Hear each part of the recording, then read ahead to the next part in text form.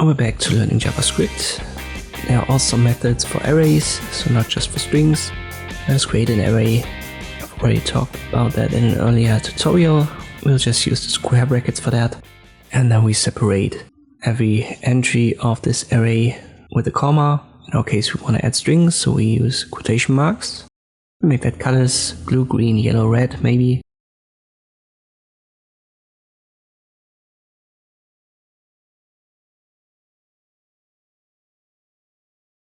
We know that we have 4 elements in our array, then we print it out. But you may not know that up front, so if you want to check how many elements are in an array, you use the .length method. Keep in mind that arrays start with an index of 0, so we've got blue at 0 and red at 3, but the length doesn't start at 0, so we'll get 4 for it. Let me add a 5th element, maybe pink. And there you go, .length still works.